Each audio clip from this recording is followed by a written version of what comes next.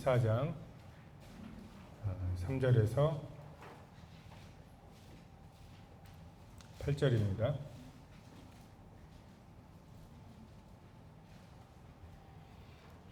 요한복음 14장 3절부터 같이 읽겠습니다. 자, 시작. 가서 너희를 위하여 거처를 예비하면 내가 다시 와서 너희를 내게로 영접하여 나 있는 곳에 너희도 있게 하리라. 내가 어디로 가는지 그 길을 너희가 아느니라. 도마가 이르되 주여 어디로 가시는지 우리가 알지 못하거늘 그 길을 어찌 알겠사옵나이까. 예수께서 이르시되 내가 곧 길이요 진리요 생명이니 나로 말미암지 않고는 아버지께로 올 자가 없느니라. 너희가 나를 알았더라면 내 아버지도 알았으리로다. 이제부터는 너희가 그를 알았고 또 보았느니라. 빌립이 이르되 주여 아버지를 우리에게 보여 주옵소서. 그리하면 족하겠나이다. 요한복음 16장 다 외우고 있죠. 외우면서 저는 이 요한복음 13장부터 제가 했던 것 같은데 이걸 외우면서 보면 예수님이 나와 성향은 맞지 않으시는 분이다. 응? 띵킹 쪽은 아니신 것 같은 이런 무엇을 말씀하시는지 우리가 모르겠다고 하는 이 제자들의 이 물음이 굉장히 공감이 되는 것 같아요. 좀 논리적으로 좀 생각을 이렇게 좀 말씀을 해 주셔야지 제자들이 이걸만 듣고서 어떻게 예수님이 무슨 말씀을 하시는지 알 수 있을까. 근데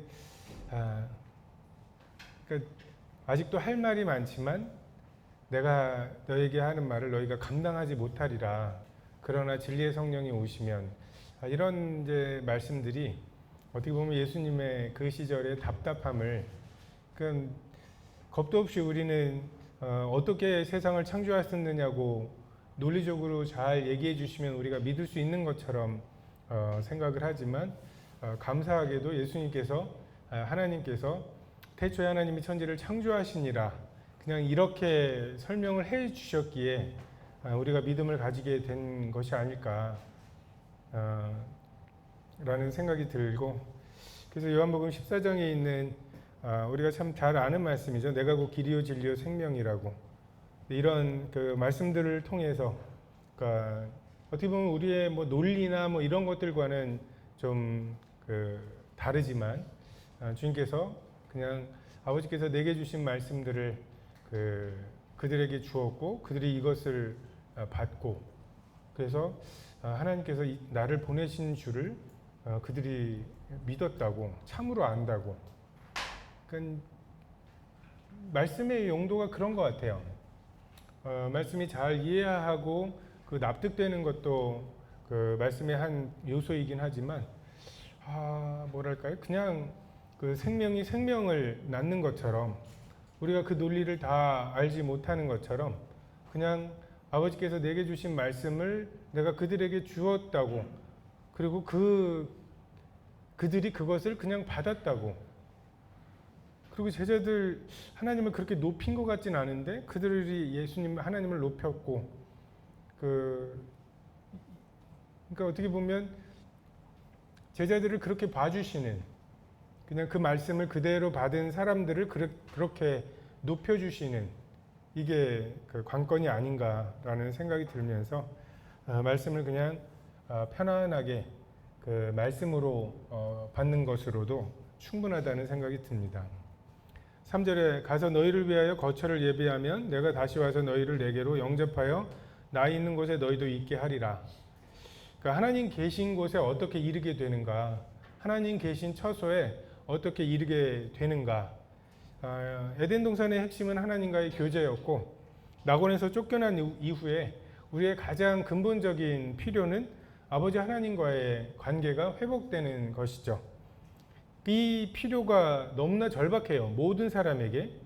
근데 이 필요를 어디서 채우려고 하느냐, 이것에 따라서 사람의 영원한 운명이 달라집니다. 이 필요를 정말 생수의 근원으로 가서 목마름을 해결하려고 하지 않고 자기 스스로 웅덩이를 파고 거기에 물을 저축하려고 하는 이러한 시도들이 우리들의 문명이죠. 세상이라고 말씀하시는 육신의 정욕과 안목의 정욕과 이생의 자랑이죠. 근데 우리의 가장 큰 필요인 아버지 하나님과의 그 관계의 회복, 동산에 거니시는 그 바스락거림을 우리가 세미하게 듣고 하면서 하던 일을 멈추고 달려나가게 만드는 이러한 아버지 하나님과의 평안함, 하나님과의 그 샬롬이 있어야 되는데, 육신의 정욕과 안목의 정욕과 이생의 자랑 모든 게 있는 것처럼 보이지만 아버지의 사랑이 없어요. 그 세상은 굉장히 매력적으로 보이지만 아버지의 사랑을 찾는 사람들에게는 가장 실망스러운 곳이죠. 이 처소로 가는 방법이, 길이 무엇이냐. 그 4절에 내가 어디로 가는지 그 길을 너희가 아느니라. 제자들에게 예수님 말씀하시죠. 그 길을 아는가? 어떻게 살아야 되는가? 어떻게 결정해야 되는가? 그 기준이 무엇인지, 이것이 명확한가? 예수님은 우리가 그것을 알고 있다고 말씀하세요.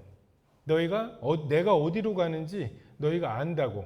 근데 우리는 자주 예수님께 다시 말씀드리죠. 어디로 가는지를 모르겠다고. 어떻게 행동해야 되는지, 어떻게 결정해야 되는지 모르겠다고 예수님께 말씀드리곤 하죠. 그 마치 우리가 뭔가 회사에서 실직을 했는데 집에 차마 말을 못하고 아침에 출근하는 것처럼 나가는 사람, 나가서 엘리베이터를 타고 1층까지 내려가는 그 과정 속에 오늘 하루는 또 어떻게 때우고 9시부터 6시까지를 어디서 어떻게 생활하고 어떻게 때우다가 다시 퇴근하는 것처럼 와야 되는지에 대한 생각들. 그래서 나가서 오른쪽으로 갈지 왼쪽으로 갈지 버스를 탈지 지하철을 탈지 타서 어디서 내려야 될지, 그러니까 모든 게 다 고민스럽고 가다가 하고서 내리기도 하고. 그러니까 이런 그 길을 아느냐, 어떻게 이 이정표가 인도하는 것이 처소로 가는 길인가, 예수님께서 네가 알지 않느냐고 말하는 그 길인가. 참 이것이 우리들의 그 삶을 얼마나 명확하게 살아가느냐, 확신 있게 살아가느냐의 관건이라고 생각이 됩니다. 우리의 시간과 다양한 결정이 있죠. 그리고 선택의 기준이 분명할 때 우리의 삶은 굉장히 효율적일 수 있습니다. 바울은 고난과 핍박 그리고 죽음의 두려움이 있음에도 불구하고 마쳐야 할 분명한 일이 있었고 그가 전해야 할 분명한 메시지가 있었죠.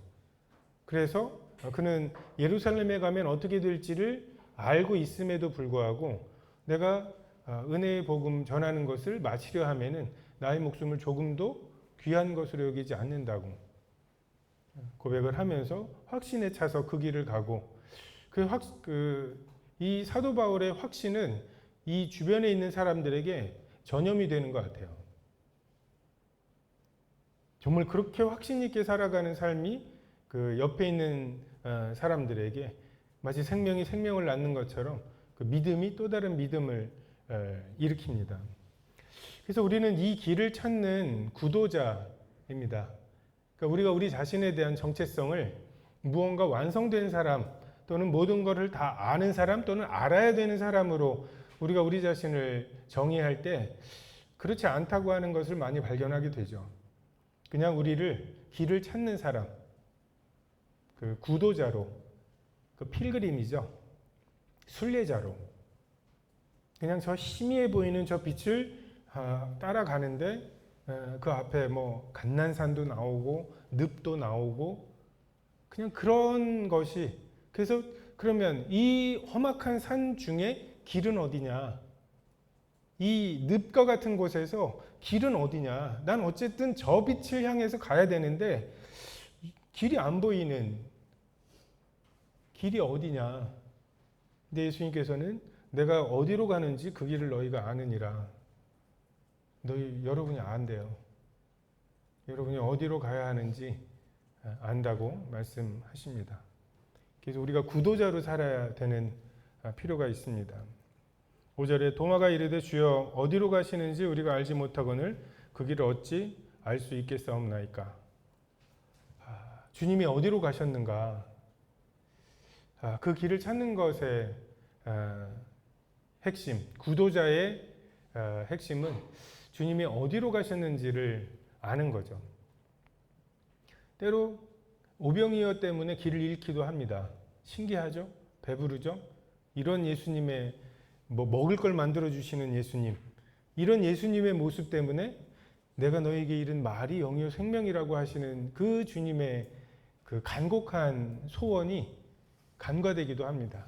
어쨌든 내가 말씀은 들어드릴 테니까 빵은 언제 나와요? 이런 그냥 빵에 더 관심이 있는, 그래서 예수님이 하신 일 때문에 예수님 자체를 잃어버리는 경우들도 있죠. 나귀를 타고 입성하시는 예수님, 그 예수님을 환호하는 사람들 얼마나 뿌듯했을까요? 그래서 그들은 서로 싸우기 시작했어요. 누가 좌편이냐, 누가 우편이냐. 근데 그 사람들의 환호와 뭔가 일어날 것 같은 그런 흥분 속에서 내가 예루살렘에 가면 대제사장과 그 바리새인들에게 넘겨지고 고난을 받고 죽임을 당할 거다. 그리고 사흘 만에 부활할 거다. 예수님께서 그 호산나를 외치는 사람들의 목소리보다 훨씬 더 작은 목소리로 개인적으로 얘기하셨죠. 그 말을 들을 때 그들의 마음이 흥분되지 않았을 수 있어요. 근데 우리가 그 예루살렘에 입성하시는, 그리고 그것에 환호하는 사람들, 이런 목소리에 묻히지 않도록 해야 예수님이 어디로 가시는지를 알고, 그래서 예수님하고 같이 식사하면서 네가 우편이야? 네가 좌편이야? 이것 가지고서 싸우는, 우리가 그 고민을 하면서 이게 하나님을 섬기는 일이고 이게 하나님의 뜻을 분별하는 무언가라고 착각하기가 쉬워요. 그러니까 우리가 그 하나님의 뜻을 분별하기가 참 어려운 게 그 세미한 음성에 가치를 두지 않는 것. 예수님 작게 말씀하시거든요. 우리 마음에 그 말씀이 머물 곳이 있어야만 남아있는 말씀들이죠. 예수님이 분명하게 말씀하셨음에도 제자들이 그것을 마음에 담아두지 않았죠. 다윗 왕을 기다렸으니까.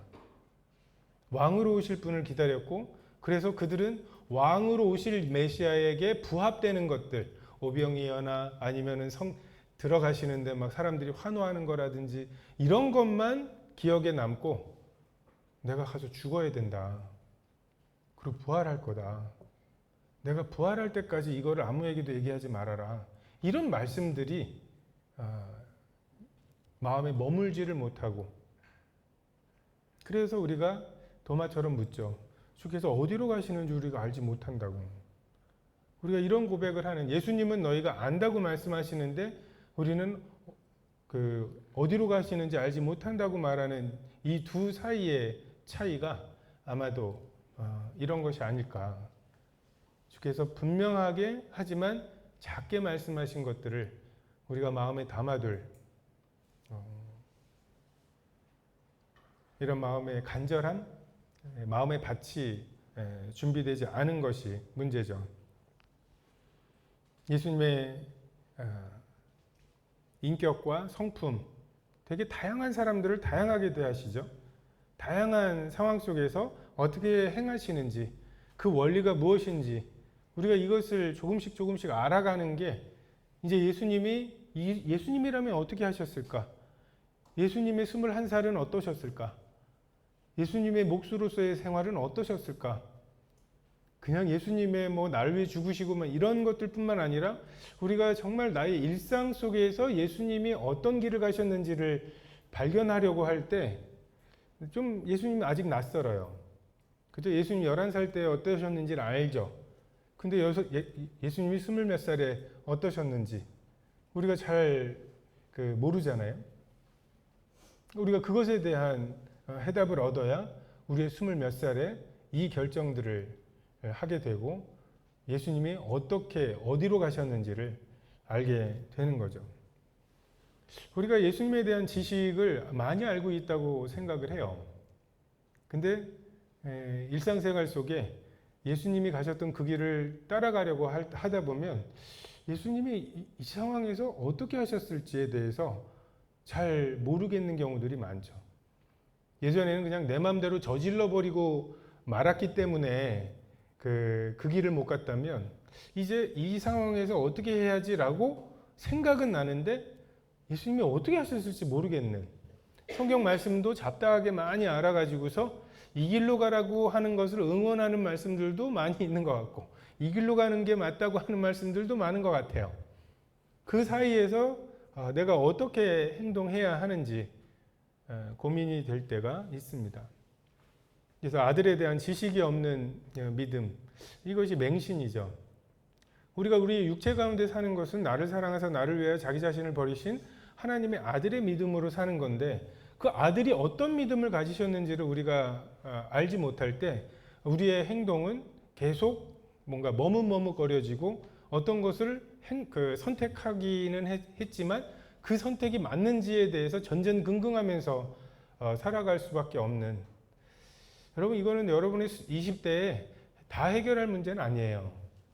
평생에 걸쳐서 이런가 저런가 하나님을 기쁘시게 할 것도 시험해 보기도 하고 해야 할 문제죠. 성숙해 가야 할 문제입니다. 어떤 강좌 하나를 듣고 하나님의 뜻은 이렇게 분별하는 거였어, 이게 아니라 결국은 하나님과 친해져야죠. 영생은 유일하신 하나님과 예수 그리스도를 아는 것, 그 영생이 쌓여갈수록, 그리고 내 생각과 하나님의 소원이 점점점 일치가 될수록, 그리고 하나님의 감정과 나의 감정, 하나님의 의지와 나의 의지, 이런 것들이 조율이 되어 갈 때 참 자유가 있을 것입니다. 6절에 예수께서 이르시되 내가 곧 길이요 진리요 생명이니 나로 말미암지 않고는 아버지께로 올 자가 없느니라. 참 굉장히 유명한, 굉장히 저도 어렸을 때 외웠던 말씀인 것 같아요. 근데 주님 가신 길은 우리를 구원하는 길이죠. 이것은 단지 우리를 대신해서 죽으셨다는 것이 아니라 우리에게 본을 끼쳐 그 자취를 따라오게 하셨다는 의미입니다. 성전에서 장사하는 자들을 쫓아내시는 것을 통해서 종교로서의 기독교가 아니라는 것을 보여주셨죠.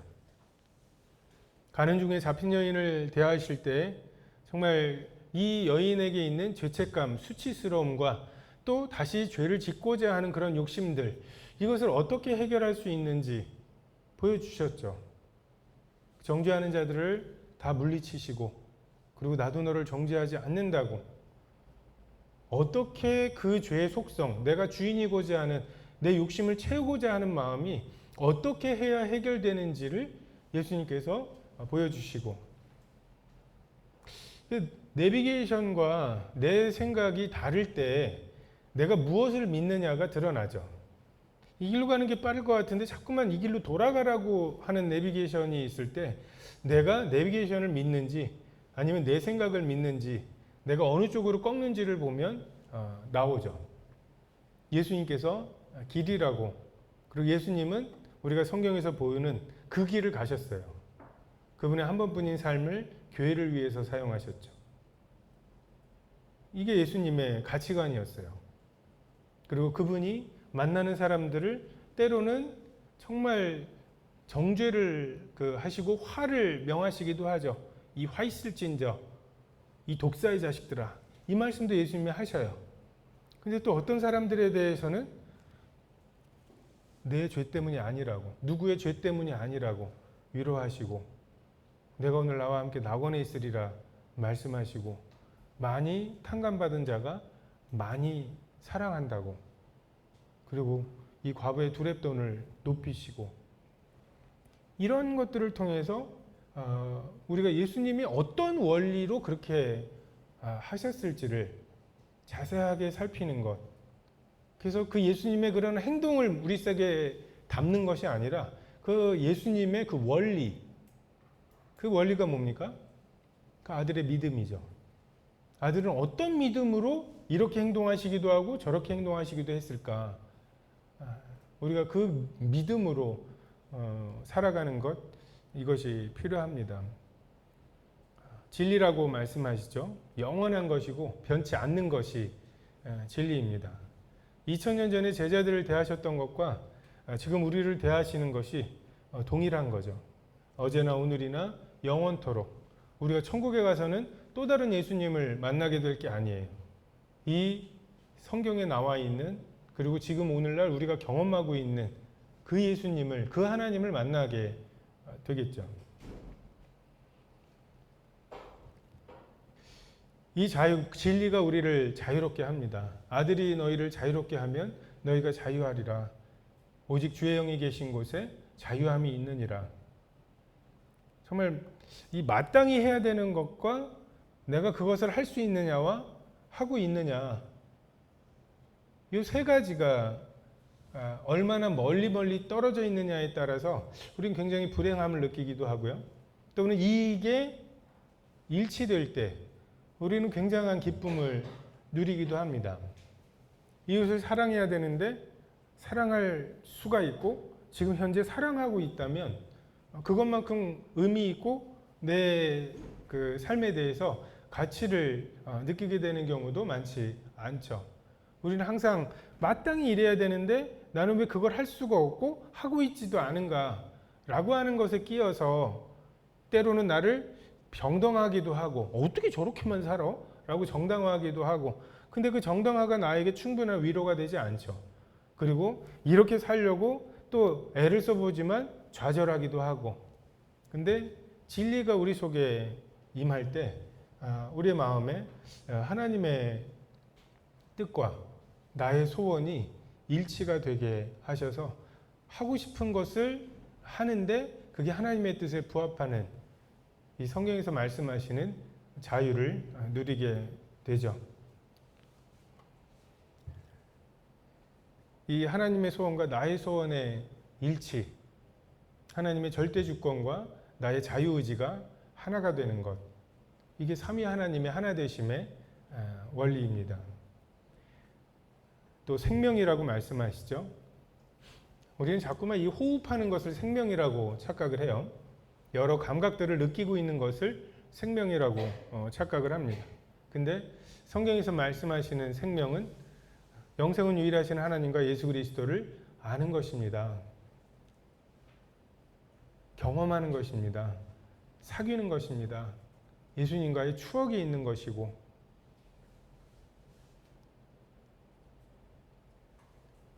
하나님과의 교제의 회복이죠. 내가 그 생명이라고 말씀하시는 그 생명은, 생명이 있을 때 어떻게 합니까? 죽은 사람과 생명의 차이가, 정말 이렇게 기동하고 호흡을 하고 자기의 생각이 있고 그 느끼는 것이 있고, 이 모든 것이 생명이죠. 예수님께서 우리에게 그 생명을 주시고 아버지 하나님과의 교제, 참 하나님과 예수 그리스도와의 아는 것, 이것을 회복시키시는 것이죠. 동산에 거니시는 하나님과의 만남이고, 그 만나서 무슨 얘기를 해요? 별스럽지 않은 얘기를 해요. 오늘 하루 있었던 일들을 해요. 뭘 먹었는지, 내가 이름을 어떻게 지었는지, 뭐 이런, 그리고 경작하며 지키게 하셨으니까 에덴 동산을 경작하면서 지켰던 일들을 이야기합니다. 제가 집사람하고 연애할 때 되게 신기했던 것이, 집사람이 말을 되게 많이 해요. 왜 하는지 모르겠는, 왜 하는지라는 게 지금은 그냥 말을 하는 게 목적이라는 걸 알지만, 그러니까 뭐에 도달하기 위해서 이 말들을 하는지를 모르겠는 거 있죠. 뭔가 열심히 얘기를 해요. 아침에 버스 타면서 만났던 어떤 옷을 입은 사람부터 시작해가지고, 그러면 이제 등장인물 1이죠. 그리고 뭐 해서 내릴 때 뭐 무슨 일이 있었는지 2, 3, 이 사람들이 근데 다시 기승전결로 모일 것 같지 않은 사람들이에요. 그래서 되게 이제 그런 생각들을 하면서 하다 보니까 이렇게 얼쑤 뭐 이런 거 못 하잖아요. 뭔가 골똘히 생각하면서 그럼 얘네들은 하면서 뭐 뭔가를 말하기 위해서 얘네들을 등장시킨 줄 알았는데 아니에요. 그냥 그런 일이 있었다고 라고 말하는데 적응하는데 되게 오래 걸렸어요. 와, 그 목적 없는 말을 그게 교제죠. 평안함이죠. 그냥 우리가 하나님한테 뭐 이렇게 급하게 구할 때에만 긴급하게 결정해야 될 큰 일들이 있을 때에만 그냥 주님 앞에 매달려 가지고 이거 결정해 주세요. 근데 그 결혼을 결정해 주세요. 그게 무슨 뜻이에요? 나 누구랑 결혼해야 행복할까요? 이거잖아요. 내가 이 아파트를 사면 오를까요? 이거 그 고민인 거잖아요. 주님께도 그게 고민일까? 정말 하늘나라에서도 그게 큰 이슈일까? 그냥 주님이 하고 싶으신 것은, 그리고 에덴 동산에서 죄로 인해서 잃어버린 것은 그렇게 거창한 것이 아니라 동산에 거니실 때 아담과 하와가 그 소리를 듣고 숨었던, 근데 이제 그 소리를 듣고 주님께 나아가서 그냥 그 대화를 오늘 아침 몇 시에 일어났는데요? 라고 시작하는 아무런 목적이 없는, 정말 그 시편에도 그런 표현이 있죠. 젖된 아이가 엄마 품에 있는, 엄마의 젖이 필요하지도 않아요. 그냥 이 아이가 필요한 것은 그냥 그 엄마의 그 품이에요. 그냥 그런 그 하나님에게 뭔가가 막 필요해가지고 하나님을 찾지도 않는 그런 샬롬이 그 교제 생명의 핵심입니다. 주님께서 우리에게 주신 생명, 사망이 이르지 아니한다고 하시는 그 생명의 본질은 우리가 바스락거리는 그 하나님의 소리를 들어요. 그 세미하고 그 잘 안 들리는 소리를, 그리고 그 소리에 우리가 즉각 반응합니다. 하던 것을 놓고 즉각. 그리고 그 하나님께 낮에 사탄이, 뱀이 와가지고 이런 얘기를 하더라고요. 너 그래서 뭐라 그랬어? 하나님 그런 분 아니라 그랬죠. 이런 대화를 하고 싶으신 거죠. 죄의 유혹에 대해서도 빛 가운데 그 죄의 유혹이 드러나면 어두움은 빛은 이기지 못해요. 그 어두움이 그 빛으로 드러내지 못할 상황이 되면 어두움은 세력이 됩니다. 능력이 있어요. 근데 그냥 하나님께 저 이런 유혹을 받아요. 이렇게 얘기를 하더라고요. 이게 드러나서 하나님 앞에 그게 그냥 드러나지면 사단은 그 세력을, 그 능력을 잃어버리게 됩니다. 이 14장 6절에 있는 말씀은 정말 기독교의 어떻게 보면 배타성을 나타내는 그 대표적인 구절로 인용되죠. 예수님 외에 다른 방법이 없다. 근데 이것은 하나님께서 그 구원의 길을 담으실 사람은 없었다는 거죠. 예수님이 당하셨던 그런 모든 것을, 그 능력을 다 받고 교만하지 않을 수 있을까? 그리고 그 주님이 끝까지 가셔야 되는 그 십자가의 길, 그 길을 끝까지 순종할 수 있을까? 예수님께서 그 길을 끝까지 가실 수 있었던 것은 예수님의 초인적인 어떤 능력 때문이 아니에요. 예수님이 그 속에 죄가 없으셨기 때문에 그래요. 내가 주인이고자 하는 생각을 우리는 누르는 사람들이잖아요. 예수님은 내가 주인이고자 하는 생각이 조금도 없으신 분이에요. 그래서 뺨을 맞고 수염을 뽑히고 침을 뱉음을 당하고 십자가에 못 박히고 나의 하나님 어찌하여 나를 버리시나이까를 외치지만 응답이 없으신, 그럼에도 불구하고 내 영혼을 아버지께 의탁할 수 있었던 것은, 그것은 예수님이 하나님이시고 하나님으로서 죄를 알지도 못하신다는 증거이지, 그분의 어떤 그 자제하는 마음, 그래 내가 끝까지 이걸 가야지 라고 하는 어떤 의지가 강했다고 하는 그런 교훈이 아닙니다. 예수님만 믿어야 된다는 것은 굉장히 좁아 보이죠. 근데 마치 방주가 완성되고 자, 홍수가 날 거고 이 방주에 타는 것 말고는 다른 방법이 없어 라고 초청을 할 때 방주에 타야만 돼? 라고 하는 사람, 자기가 죄인인 걸 깨닫지 못한 사람이죠. 정말 하나님이 보시기에 완전히 물에 잠겨서 모든 사람을 죽이셔야 할 만큼 큰 죄악 가운데 있다는 것을 깨닫지 못한 사람이죠. 근데 정말 노아가 말하는 대로 홍수가 나야 마땅한 세상이고 하나님 보시기에 이것을 참아 보실 수가 없겠다. 근데 방주가 만들어지고 방주에 아직 내 자리가 있다라고 하는 얘기, 방주에 들어가면 살 수 있어 라고 할 때 그것이 내 자리도 있나요? 라고 하는 이런 반응이 하나님께서 죄를 깨닫게 하신 사람의 반응이죠. 왜 하나님이 여러 길 중에서 특별히 이 예수 믿는 사람들만 구원하시느냐고 불평을 하지만 그것부터가 착각이죠. 여러 길이 있는 줄 알아요. 길이 아예 없었어요. 하나님께서 성경도 예수님도 아무것도 우리에게 주시지 않았다면 사람들은 행복하게 멸망해 갈 겁니다. 없던 길 중에 하나님이 길을 만드셔서 우리에게 주신 거지, 하나님께 갈 수 있는 많은 길들이 있는데 그 중에 예수님 믿는 사람만 편애하시는 게 아니라는 거죠. 그래서 이런 배타성은 어떻게 할 수가 없어요.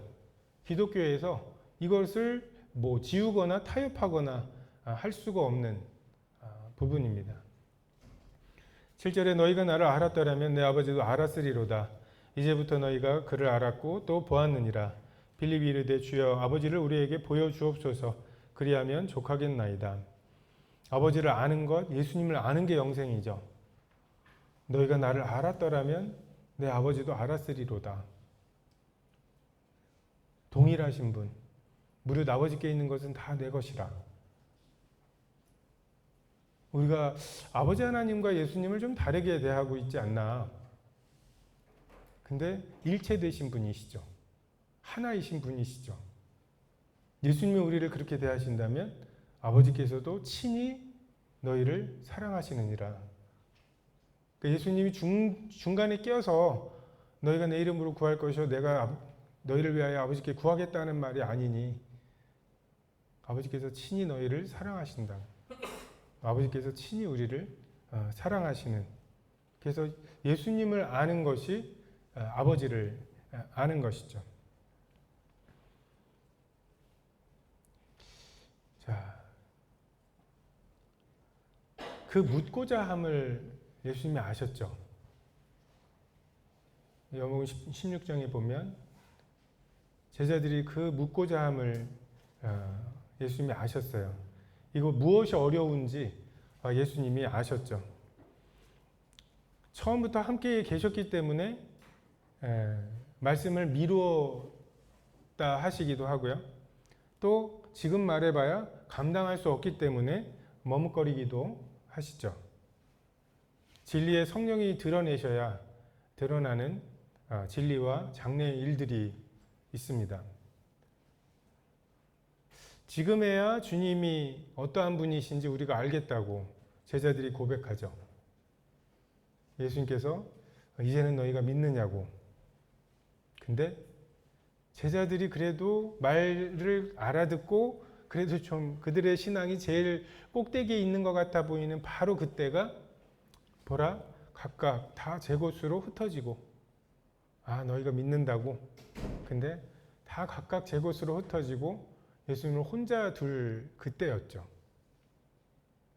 못 알아들을 때나 또는 의문이 생길 때나 또는 이제 알았어 라고 할 때나 우리의 상태는 똑같은 상태예요.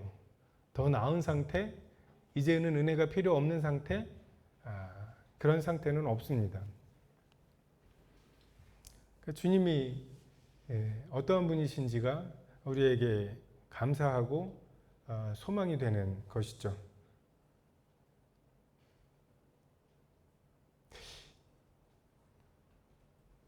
예수님께서 제자들에게 이제는 지금에야 주께서 어떤 분이신지를 알겠다고 하면서 뭐 주님을 이해하는 척 이제 믿는 것처럼 고백하는 제자들, 근데 예수님은 다 흩어질 거라고 말씀하시면서 그때 예수님의 그 태도, 마지막 두 구절의 태도를 보면 이것들의 배신감, 이것들이 어떻게 나한테 이럴 수가, 뭐 이런 거를 삭히거나 그래도 내가 사랑해야지 뭐 이런 의지를 이렇게 뭔가 그러는 데에 조금도 시간을 허비하시지 않죠. 감정을 소비하시지 않죠. 이것을 너에게 이름은 너희로 내 안에서 평안을 누리게 하려 함이라고. 너희 다 흩어지고 베드로 너는 나를 3번이나 부인할 거고 그러고 나면 너희들이 마음이 정말 어려울 거다. 세상에서는 또 환난도 당할 거고. 근데 그것에 대해서 담대하라고. 내가 이것을 이루는 이유가 평안하라고, 샬롬하라고. 그냥 나한테 다시 나올 때 쭈뼛쭈뼛 나오지 말고 베드로에게 내가 나를 사랑하느냐고, 내가 주님을 사랑하는지 아시지 않습니까? 눈도 못 마주치고 그렇게 나오지 말고 내가 나를 사랑하느냐고 할 때 그냥 또 이제 내가 주님을 알았다고 또 그렇게 입찬소리 하고 그러면서도 그냥 평안하라고, 담대하라고. 이게 주님께서 우리에게 이 또한 주님이 가신 길이죠. 그래서 우리가 주님께서 주신 이 담대함을 누릴 뿐만 아니라 또 내가 누군가에게 어떻게 나한테 그럴 수가 있어? 어떻게 성도가 저럴 수가 있어? 그럴 수 있죠. 그럴 수 없어요? 여러분 자신을 볼 때 성도는 그럴 수 없던가요? 성도는 그럴 수 없는 것이 있던가요? 근데 자기는 그 은혜를 입어놓고 누군가가 그러면 어떻게 그럴 수가 있네요. 그럴 수 있어요. 그럴 수 있습니다. 우리가 주님 앞에 평안을 누리고 주님 앞에 담대함을 누리는 것처럼 누군가 우리에게 그런 일들을 할 때 우리의 태도가 그 사람을 용서하느라고 암 생길 것처럼 애쓰는 것 대신에 그 사람의 마음이 불편할 텐데 그 사람의 마음의 평안함을 위해서 내가 어떻게 해야 될지를 고민하게 되는 것, 이것이 관건이 아닌가.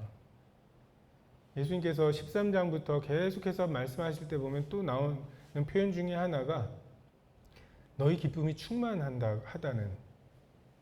예수님 금욕하셨던 분이 아니에요. 인상 찌푸리면서 베드로 너 어떻게 될지 알아.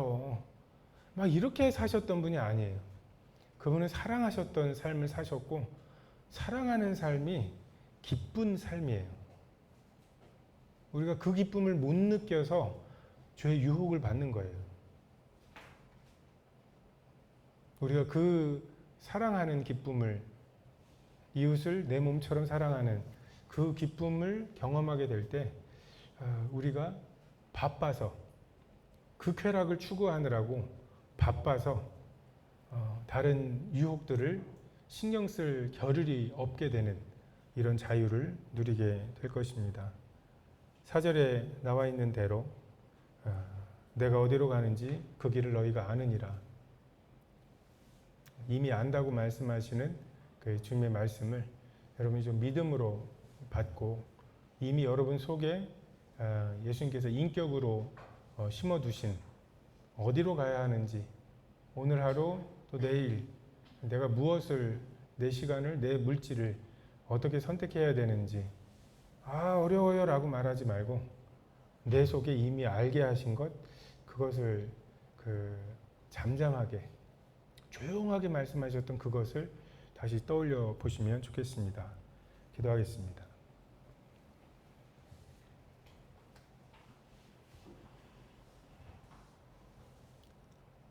참 말씀이 참 어렵고 참 주님께서 어디로 가는지 알지 못한다고 불평하기가 쉽지만 주께서 인격으로 제 마음에 두신 하나님의 법이 이미 있습니다. 주께서 말씀하시면 순종하고자 하는 마음으로 정말 그 길을 추구할 때 참 분명하게 주님의 길을 저에게 보여주십니다. 주님만이 길이고 주님만이 진리고 주님만이 생명이십니다. 주님을 통하지 않고는 아버지께로 갈 자가 없습니다. 정말 이 말씀을 신뢰하게 하시고 참 저희로 주님께서 저에게 끼치셨던 정말 그 사랑과 긍휼의 길을 저희 삶 가운데 본으로 삼아 자취를 따라가게 하심으로 주님이 그 길을 가시면서 충만하셨던 기쁨이 저희 삶 가운데도 충만하게 되기를 기도를 드립니다. 감사를 드리며 예수님의 이름으로 기도했습니다. 아멘.